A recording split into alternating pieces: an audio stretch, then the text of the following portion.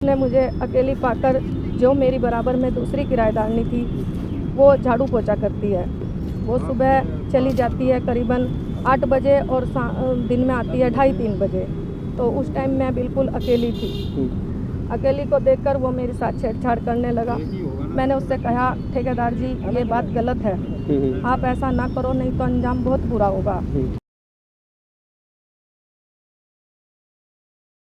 तो दोस्तों, जो महिला की आपने पहले जो क्लिप देखी है, उसमें महिला ने जो बताया कि ठेकेदार ने मेरे साथ छेड़खानी करने की कोशिश करी, मेरे साथ संबंध बनाने की कोशिश करी। तो दोस्तों, उससे पहले मैं आपको थोड़ा सा रिव्यू देने की कोशिश करूंगा, ये आखिरकार कहानी क्या है, आखिरकार ये केस क्या है। जो महिला ने बताया दोस्तों, महिला ने बताया कि जो ठेकेदार है, जिसके पास वो काम करती है मजदूरी का, वो वहाँ पर काम करने के लिए डेली जाती थी। लेकिन क्या होता है कि जो महिला का बेटा है, वो चोरी के जुर्म में जो गिरफ्तार हो जाता है, तो ठेकेदार बोलता है कि कोई बात नहीं, मैं आपके बेटे की ज़मानत करा दूंगा। तो ज़मानत भी होगी। उसके बाद फिर काम पर जाती है महिला, तो महिला के साथ जो हाथ पकड़ के उसके साथ छेड़खानी करने की कोशिश करी। तो उस टाइम पर तो जो है महिला बच करके वहाँ से निकल गई। लेकिन उस कुछ टाइम बाद जो है ठेकेदार फिर दोबारा उसके घर पर पहुँचा, जहाँ पर कोई नहीं था, ना उसका बेटा ना उसका घरवाला। तो दोस्तों, देखते हैं इस महिला ने पूरी बात जो है क्या रखी, और आप क्या कुछ कहना चाहते हैं इस पूरी कहानी के पीछे, क्योंकि ये कहानी के पीछे जो है कहीं और महिलाएं हो सकती हैं। तो देखिए, ये 5वें महीने की 27 तारीख। 5वें महीने की 27 तारीख को। जी, तो आपने कोई कंप्लेंट कराई थी? 3 तारीख में कंप्लेंट कराई। क्या कुछ रहा कंप्लेंट का, क्या कुछ रहा? कुछ नहीं हो रहा जी, अभी तो वो खुला ही घूम रहा है, पुलिस कोई कार्रवाई नहीं कर रही। पुलिस कोई कार्रवाई? कौन था लड़का? जी, वो राजकुमार ठेकेदार है, कच्ची फाटक हरिनगर का रहने वाला, सब्जी मंडी। क्या कुछ लालच दिया आपको, क्या कुछ कहा? क्योंकि देखो, ऐसे कोई ये बड़ा वो होता है जी, आपको सब पता है।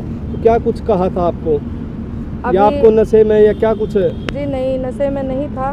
अभी 6 महीने पहले करीबन मेरा लड़का पकड़ा गया था बाइक के केस में, और हम उसी के पास काम करते थे, राजमिस्त्री है, तो उसी के पास दिहाड़ी करते थे।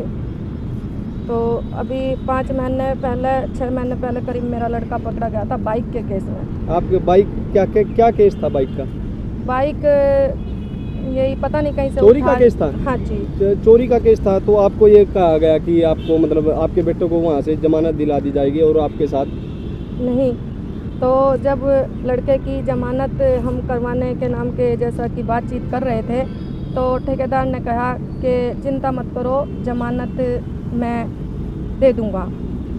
हमने कहा कि नहीं, कोई बात नहीं। बोला कि नहीं, ऐसा तो कोई नहीं, तुम हमारे पास काम करते हो तो जमानत हम दे देंगे।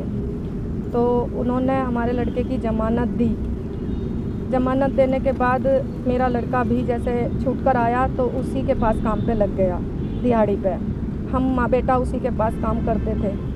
तो उस बीच कुछ दिन बाद ही उसने एक दिन काम पर मेरा हाथ पकड़ा, छेड़छाड़ की। तो मैंने उससे कहा कि ऐसा ठेकेदार जी आप क्यों कर रहे हो? उसने कहा कि कुछ नहीं, कोई बात नहीं, गलती होगी, आइंदा ऐसा कभी नहीं होगा। तो उस बात को मैंने वहीं दबा दिया, कोई भी बात नहीं ठाई। लेकिन 27 तारीख वाले दिन, जैसा वो हमें डेली काम पे ले जाता था, कभी हम खुद भी चले जाते थे, कभी लेने आ जाता था। तो जैसा उस दिन लेने आता था, तो उस दिन 27 तारीख वाले दिन जैसा सुबह 8 साढ़े 8 का टाइम था, लेकिन वो 10 बजे के करीब आया। तो बच्चे बोले कि आज शायद काम नहीं लगेगा। तो मेरा घरवाला 13-17 में ही चौक पे रेडी लगाता है बेल के जूस की। तो बेल ख़त्म हो रही थी, 2 दिन से खाली थे।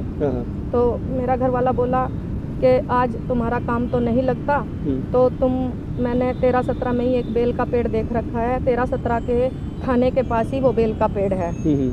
तो किसी पुलिस वाले ने इनसे कहा होगा मेरे घरवाले से कि भाई बेल का पेड़ है तो तू बेल तोड़ लेना, हमें कोई पैसा नहीं चाहिए। जी।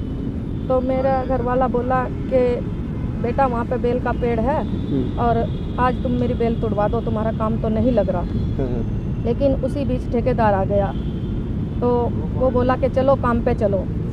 बच्चे बोले कि नहीं अंकल, हम आज काम पे नहीं जाएंगे, हम अपने पापा की रेडी के लिए बेल तोड़ लेंगे। तो ठेकेदार बोला कि चलो कोई बात नहीं, आप मेरी बाइक ले जाओ और मेरी बाइक से ही बेल तोड़ के आराम से आना और काम तो दोपहर बाद कर लेंगे। हाँ। तो बच्चे बाइक लेकर और मेरा घरवाला बेल तोड़ने के लिए 13-17 चले गए, हाँ। लेकिन वहाँ उन्हें बेल नहीं मिली, बेल किसी और ने तोड़ ली, हाँ। पेड़ खाली मिला। उसी बीच उसने मुझे अकेली पाकर, जो मेरी बराबर में दूसरी किराएदारनी थी वो झाड़ू पोछा करती है, वो सुबह चली जाती है करीबन 8 बजे और दिन में आती है 2:30-3 बजे। तो उस टाइम मैं बिल्कुल अकेली थी।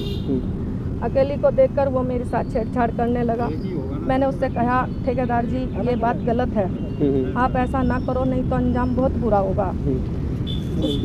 उसने मुझे कहा कि मैंने तेरे लड़के की जमानत दी, तो तू क्या सोच रही कि जमानत कोई किसी की ऐसे ही दे देता है? अच्छा, आपको बोला उन्होंने हाँ कि जी। जमानत के बदले कुछ करना पड़ेगा? हाँ, बोला जमानत ऐसे कोई किसी की नहीं देता।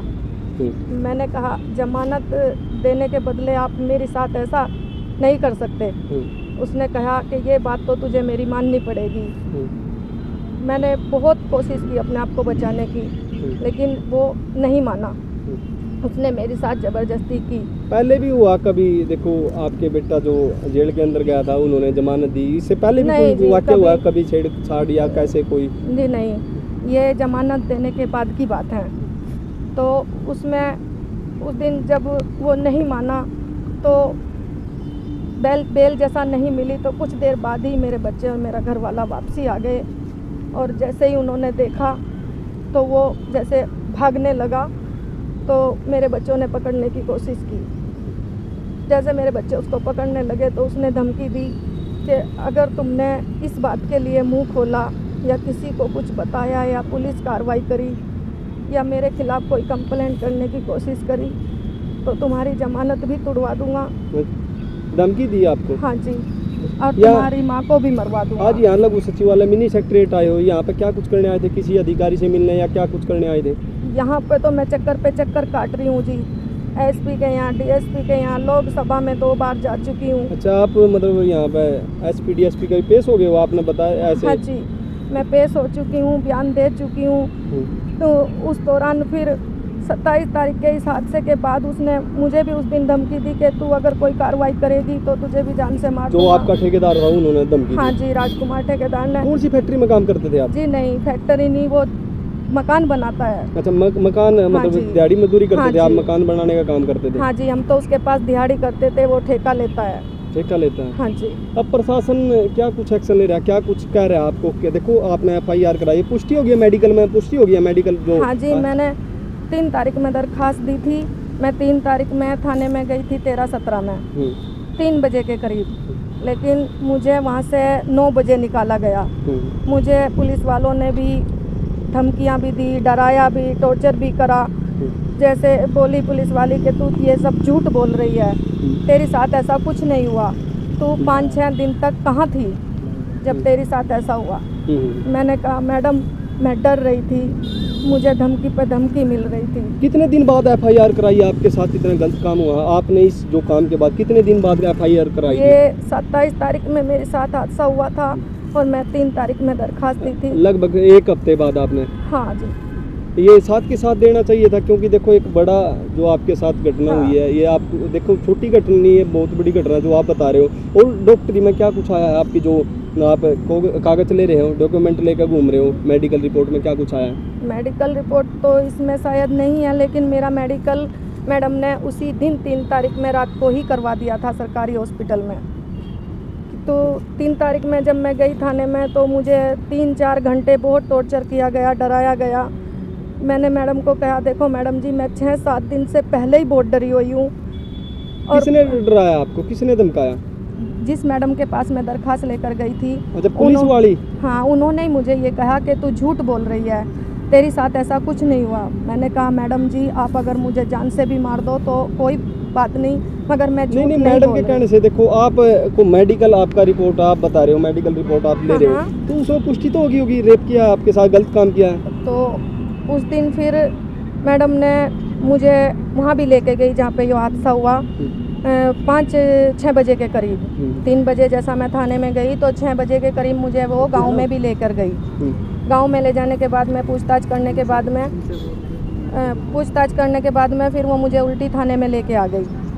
थाने में लाने के बाद फिर मुझे 2-3 घंटे बिठा के रखा। फिर मुझे पुलिस वालों ने भी कहा और मैडम ने भी कहा कि रविता, अगर तू चाहती है तो हम उसको यहीं बुला देंगे और तुम्हारा फैसला करवा देंगे। अब प्रशासन से क्या कुछ मांग करते हो?